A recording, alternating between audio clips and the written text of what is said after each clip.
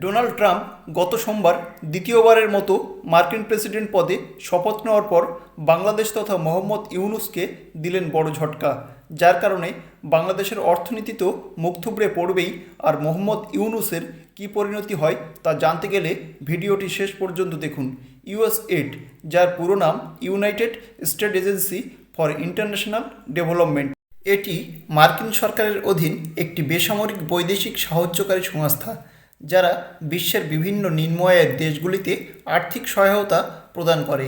1961 সালে আমেরিকার রাষ্ট্রপতি জন এফ কেনেডি ইউএসএইড চালু করেন, মূলত বিভিন্ন দেশের দুর্যোগ ত্রাণ, দারিদ্র্য দূরীকরণ, নারী ক্ষমতায়ন, আর্থসামাজিক উন্নয়ন, প্রযুক্তি ও জলবায়ুগত উন্নয়নে সাহায্য করে থাকে ইউএসএইড সংস্থা।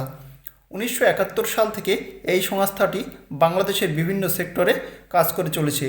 বাংলাদেশের বন্যা ত্রাণ, দারিদ্র্য দূরীকরণ, বাংলাদেশের প্রযুক্তিগত উন্নয়ন প্রভৃতি ক্ষেত্রে কাজ করে চলেছে এই সংস্থা।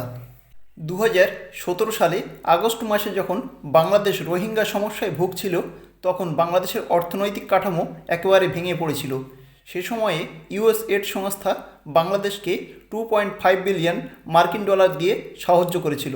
শেখ হাসিনা প্রধানমন্ত্রী থাকাকালীন ইউএসএইডের সঙ্গে বাংলাদেশ সরকারের 954 মিলিয়ন মার্কিন ডলারের চুক্তি হয়, যার মেয়াদ ছিল 2021 থেকে 2026 সাল পর্যন্ত, যার মধ্যে অলরেডি 425 মিলিয়ন মার্কিন ডলার বাংলাদেশ সরকার পেয়ে গেছে।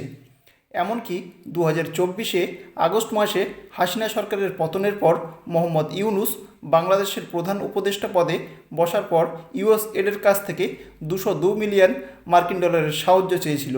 কিন্তু বাংলাদেশের বর্তমান উত্তাল পরিবেশ ও হিন্দুদের ওপর অত্যাচারের কারণে ট্রাম্প বাংলাদেশকে ইউএসএইডের পক্ষ থেকে অর্থ সাহায্য করা বন্ধ করে দিলেন, যার কারণে বাংলাদেশের বর্তমান সরকারের পাকিস্তানি ফাইটার জেট বিমান কেনার যে বাজেট তৈরি করেছিল তা নষ্ট হয়ে গেল।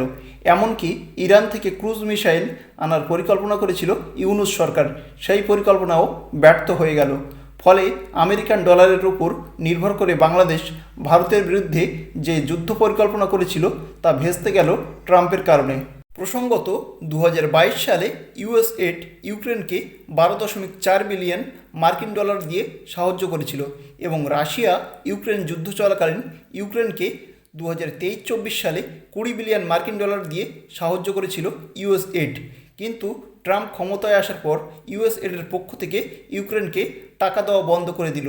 এর ফলে দুই বৃহৎ শক্তি আমেরিকা ও রাশিয়া পরস্পর এক হতে চলেছে। ইউএসএইড কোভিড-19-এর সময়ে ভারতকে 200 মিলিয়ন অর্থ দিয়ে সাহায্য করেছিল। তবে ট্রাম্প দ্বিতীয়বার প্রেসিডেন্ট পদে শপথ নেওয়ার পর ইউএসএইডের পক্ষ থেকে ভারতের পরিকাঠামোগত উন্নয়ন বাবদ বড় অঙ্কের সাহায্য পেতে চলেছে নরেন্দ্র মোদীর সরকার। তবে ইউএসএইড কিন্তু বিনা স্বার্থে সমগ্র বিশ্বে অর্থ দান করে তা কিন্তু নয়। বিশ্বের যে সমস্ত দেশে ইউএসএইড অর্থ সাহায্য করে সেই সব দেশগুলিতে মার্কিন কোম্পানিগুলিকে কম শুল্কের বিনিময়ে বাণিজ্য করতে দিতে হয়। এমনকি কোনো আন্তর্জাতিক ইস্যুগত সমস্যা সৃষ্টি হলে সাহায্যপ্রাপ্ত দেশগুলিকে মার্কিন যুক্তরাষ্ট্রের পাশে দাঁড়াতে হবে। এটাই হলো ইউএসএইডের আসল বাস্তব। তথ্যটি ভালো লাগলে অবশ্যই চ্যানেলটিকে সাবস্ক্রাইব করে পাশে থাকবেন। আপনাদের সাপোর্ট আমাকে নতুন ভিডিও তৈরিতে মোটিভেট করে।